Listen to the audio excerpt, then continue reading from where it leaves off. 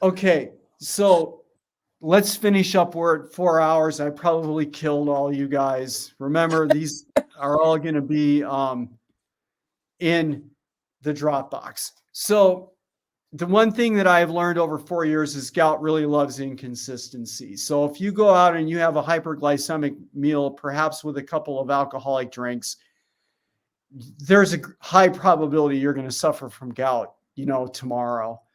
So, and we hear a lot of these, especially in the nuanced low carb spaces, like in the sugar addiction, for sure in the gout. Make a plan, stick to your plan. When you go off the plan, it's likely you're going to get into trouble. Get keto adapted. For somebody who's in their 60s, this could take a long time. For me, I know it was over a year. And if you look at the science that came from this coming out of Volek and Finney, this is what they're seeing. They're seeing modifications in cyclists. Again, these are athletes, but whatever, out at 20 months still. That's a long time. I think you should get stable uric acid before considering your urate lowering. If you do go on urate lowering drugs, and medical people that I respect and listen to for sure, like Johnson and Perlmutter, are like, don't go on allopurinol unless you plan to stay on it. That's the thing. Once on it, stay on it, right? And I didn't listen to that in the beginning, and I paid. I had gout flares, playing around with this idea that I could come off of it. So I don't think it's a good idea. All right, we've already beat this into the ground. This is, whoops. So keto adaptation. On the way there, expect that your uric acid's going to be really high. I saw values when I was experimenting with alcohol, as an example, that were upwards of 12 mg per deciliter, but with no flares. It wasn't until I went on allopurinol I got into trouble. After keto adaptation, and there is data out there in the keto space for this, uric acid will come down. In most people, though, it's going to settle out between 7 and 8, which we went through. We went through the issue with that. The fact is, running 7 and 8 mg per deciliter, uric acid's going to move from the circulatory system into other tissues. We want to flip that around, which is the argument for going on allopurinol or something that is like allopurinol. Keep your ketones between 0.5 and 1. This is really best because you have the least amount of competition at the level of the kidney. The uric acid still can be excreted. Here's my numbers, and you can see where I'm at these days. I quoted you my number from this morning. I think I was 3.7 mg per deciliter. This is where I'm at now every day.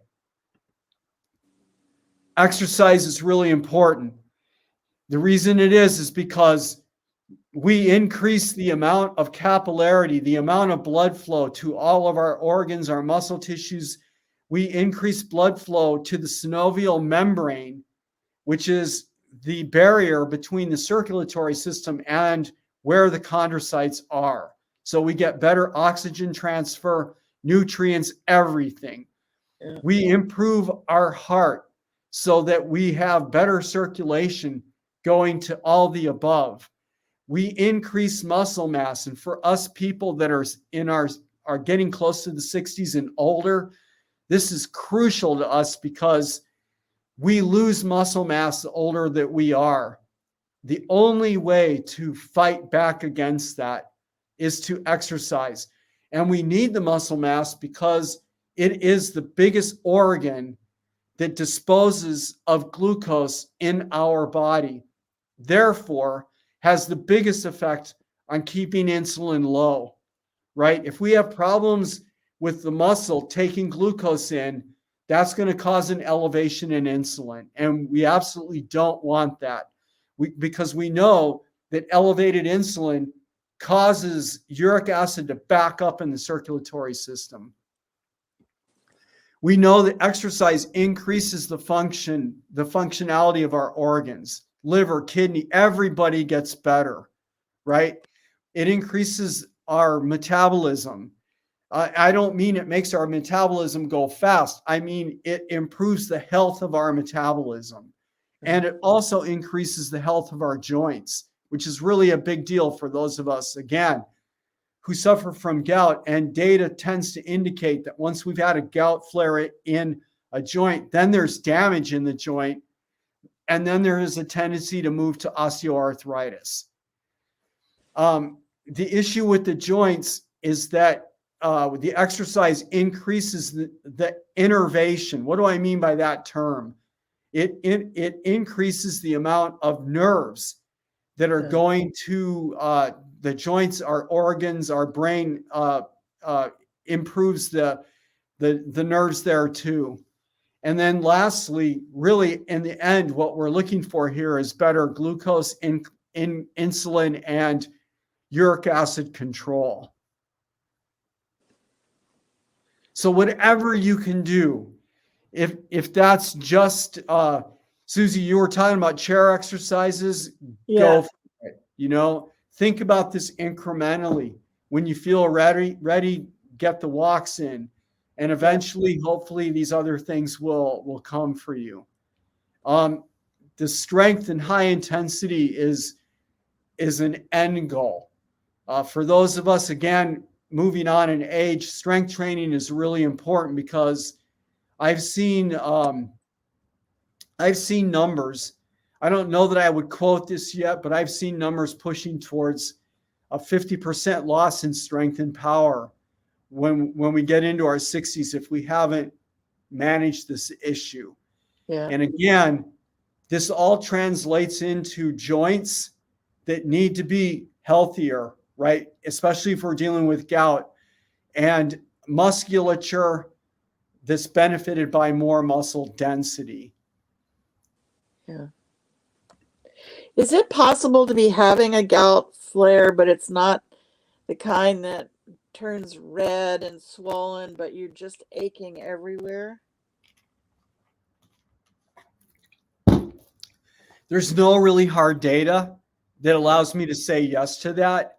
But my intuition, because I spend so much time now reading about osteoarthritis, rheumatoid arthritis, these other they're calling them these other crystal arthrites. There's really an alarming amount of connection between uric acid and those arthritises. So I have a tendency to weigh on the safe side of what you asked about and say, yeah, I think I would, in the back of my mind, I would be sensitive to that possibility. The last thing I wanted to talk about is the stress connection. And we already talked about this a little bit, but I think there's a cortisol connection in gout. And when I think back to my original gout flare that really kicked me in the butt, and I think about what I ate that night and the kind of stress I was under at work, the lack of sleep that I was getting, the amount of fatigue that I had, I go, yeah, what's not to hate about that whole thing, right? Now I'm looking at it and going, okay, the stress issue in life is really, really important. And for the last 4 years, I've really tried to start addressing that in my own life, and make sure I'm getting adequate sleep, make sure that I'm operating with my wife in a as healthy way as I can, right? So like when there's a conflict, talking about it and, making sure and say, oh, this is how I feel about the situation. And because men in particular are really bad with this, right? We hear something that's upsetting to us. What do? We clam it up. and we can't respond right away. So what I try to do is come back when I am ready and go, okay, this is why I clammed up. So there, anyway, and there's lots of ways to have different relationships. So I think having support groups is really good. I opened up the WhatsApp for us. being able to talk to other people that are trying to put gout in remission, these other chronic diseases. We also have a gout group on Facebook, finding people, like-minded people that are going through these. This is all helpful. Trying to deal with spouses in this kind of an eating situation, that can be a big source of stress. So like having to, figure out ways to work through that, so that you can do well. And that really brings us to the close here of the gout intensive. I've pre-scheduled follow-ups for, there are 4 of them, so I can help you. We can meet. Those aren't going to be designed like this where I'm teaching. Rather, they are going to be like, okay, where are people at? What are the problems we are having? And what can I do to help you find solutions to that? The Dropbox is going to have this recording, but it's going to be broken up because I don't think I know the MP4 from this is going to be massive, and I need to break it into smaller chunks. Oh yeah. But I will, and it may take me a couple of days to do that. But I will make sure that this is all in the Dropbox. I am so sorry for missing the first hour. I don't know why that happened, so I look forward to seeing that. No worries. And like I said earlier, we've already, a couple of people dropped off. If there is personal need and you want more time, we could schedule an additional, I'm calling it a Zoom. We probably would do it over StreamYard, but we would schedule a Zoom and just go ahead and make the meet. So I want to give both of you any chance right now to ask any final questions. I'm fairly well exhausted at this point, want to shut up for once. And is there anything you guys want to ask that maybe I didn't address? No, I'm not really, but sometimes I don't say enough about how much I appreciate how you really changed my life in many respects. And as you can tell, I read everything. I have the time. I'm in bed a lot. So I have my share of rabbit holes, and I have narrowed it down to very few people, and that's why I'm here. Well, thank you for that. And this is what I do, honestly. I'm trying to serve you guys so that we can have meaningful change with this. Because I've gone through the frustration. I still have the frustration about it. And I want to provide you guys with stuff that's real and that can make a difference. Yeah. Well, thank you very much. Susie, it was nice to meet you too. Thank you. Pete, I put some questions in here, but they can be, at another time when you're more energetic. You don't have to deal with them now. And I do appreciate, I validate as Susie, that the things you have said have really made a difference. I have some questions personally that I've been waking in the night with my legs and feet cramping and the backs of my heels underneath, because that way the heels aching. And I can't figure out what all of that is about. But if you have any suggestions about that, but I have shared information that you have shared and shared it with one of my dearly beloved people who suffers from gout, and he's been 36 weeks without a gout flare up. Oh, awesome. So happy. That's good news. So happy. And can I say, Cynthia, with the cramping and stuff like that, I started drinking mineral waters. And a lot, and it seemed to make a little bit of a difference. It has magnesium and potassium in them, I think. Anyway, I'll take a look at those. Thank you. She said, what Susie said, yes. Okay, I'll take a look. Ditto. The But new what word. you're describing is really common. Yeah. It's more common than people in this lifestyle want to talk about. Right now, I'm too exhausted and my voice is gone, but I'll come back. Basically, what Susie said is super important. Yeah. With that. Thank you. It's been wonderful, really wonderful. Thank Yeah. you so much, so much. And I'll Yeah. look forward to going through and listening to chunks and, dealing with all of this. But it really, I've been doing this for 24 years. So it's little by little by little by little, I keep tweaking. Yes. I Well, didn't look like this 24 years ago. I turned 71 and Uh-huh. I am worried, that I don't Susie. have a lot of time left. Oh, let me put my phone number in here and call me because I'm 76 and I'm going skiing in just a couple of weeks. So it is possible to, whoops, I didn't click on it. Sorry. Let's see. I'm happy to share with you anything that I can that might help. I'm in Eastern time zone right now. So, and I'll be in Mountain time the 28th of the month through the 9th of February. Anyway, it really, whenever you start, today is the best day. Okay, so really quick, you guys, before we go, I didn't realize myself that I wasn't looking at the chat. So I'm not gonna go on, but really quickly, lactose can be a problem because it's galactose and glucose. So people, yeah, and that's the thing about that. This is why the milk diet doesn't work. Anyway, if you were wondering about that. I don't think there's a problem with sesame oil. So we hear a lot of things about the seed oils out there, right? Everyone says don't eat them. Well, here's what the problem is with the seed oils. It's a matter of proportion.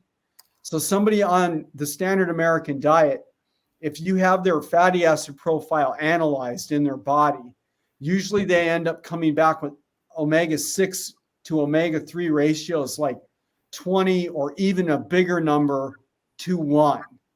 And that number should be closer to 2 to 1.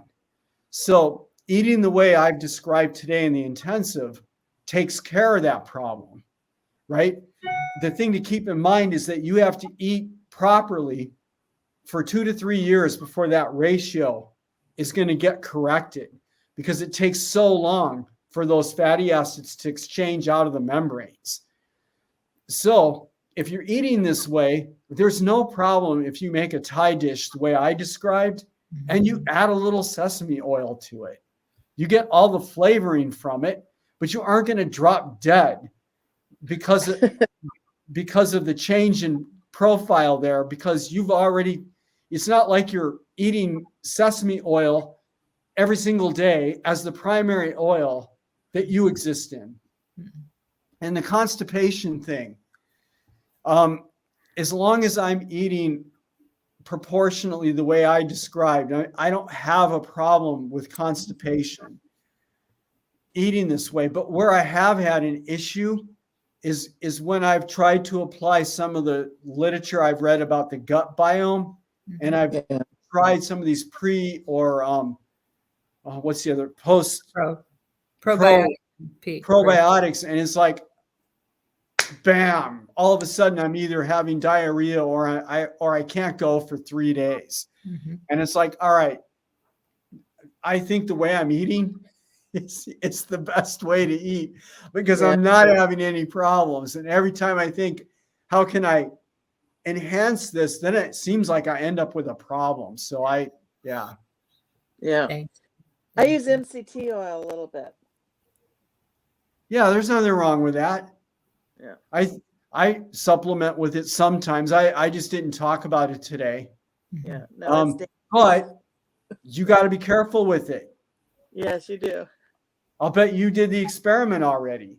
I mean, if you drink too much MCT oil, what's going to happen? You're going to be on the toilet. Exactly. Pretty fast. Yeah. If you make it.